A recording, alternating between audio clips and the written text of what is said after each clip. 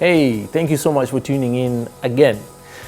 I don't know if any of you saw the article in the Daily Nation Wednesday, October 3rd edition, where there was an interesting story about an 80-year-old granny who just won a court case to get back her land worth 1.2 billion shillings. I'm going to be talking a little bit about that. I'm Solomon Wango and you're watching On Land in Kenya.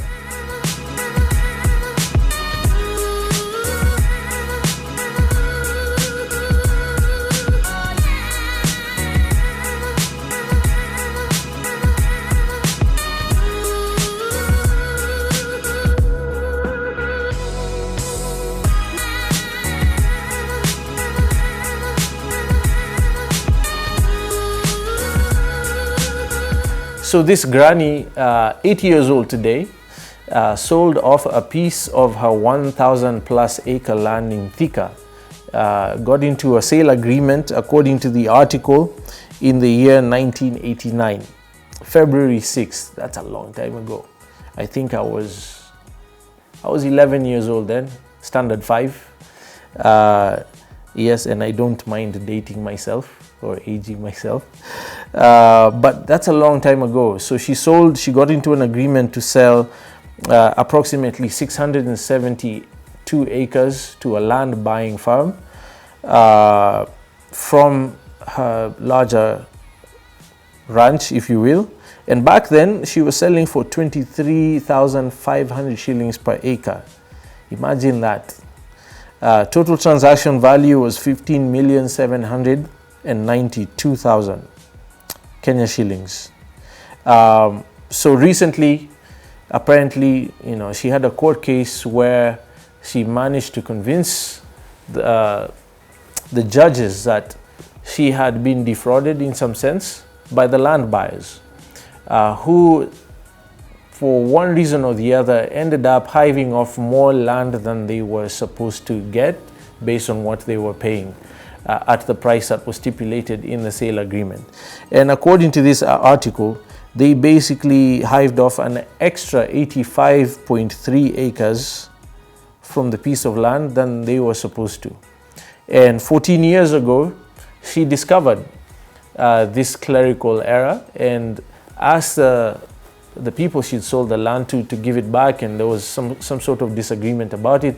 I guess they felt like they didn't want to give it back or didn't need to give it back because maybe they felt they had paid for it, but the court felt otherwise and she's been awarded the land back. The reason this is important to me, besides the fact that the 85 acres is valued at 1.2 billion shillings, that's $12 million in today's global currency at the current exchange rates. That's a significant chunk of change, right? That's life-changing money for most of the world. And keep in mind, this is only 85 acres out of her original 1,062 acres, right? She only sold 672. So presumably she has at least another 400 plus acres that, according to the article, she still occupies today. It sounds a bit dramatic, but this problem happens a lot more often than most of us think. And I wanted to highlight this story because of the importance of working with licensed professionals throughout your land transactions. So in this case, my guess is whoever did the survey, they agreed to hive off 672 acres from the larger, what we call mother parcel, the source piece of land that you're hiving off what you're buying from. That's what they agreed. Prices by the acre. Surveyors, however, tend to work by hectares. That's because even on your title deeds, the land is made reference to in hectares. A hectare is about 2.4710,385, something like that. Good rule of thumb, just 2.471 acres make 1 hectare, right? So a hectare is larger than an acre, obviously. But this can be a problem when you're making these references in sale agreements, whereas the legal documents from the Survey Department and the Ministry of Lands Registry make reference to all properties within Kenya in hectares. It's very important that you work with professionals who can make a distinction between the two and make sure that what happens on the ground agrees with what's being made reference to in your documents. And so this is my guess. I don't believe there was any intentional fraud. In 1989 is a long time ago. I am sure, the directors handling this particular issue for the firm probably are no longer there. It's a new generation of leadership.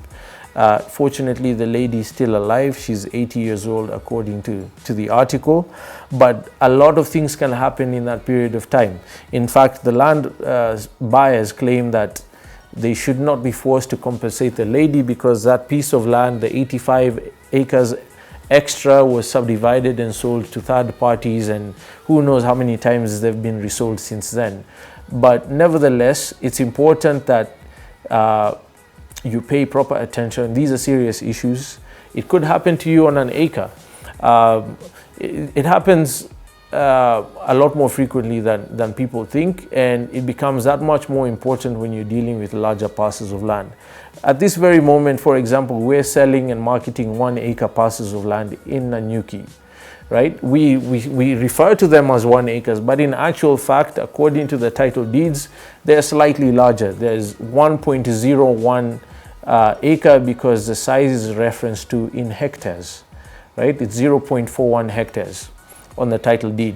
That could happen in the reverse. I could market the land to you as an acre, but in actual fact, it's 0.9 acres because the reference is in hectares. And if you don't know the difference between the two and you're not working with licensed professionals, it's an easy thing to overlook, and it has a material impact on your investment because you're getting less space than you think you're paying for.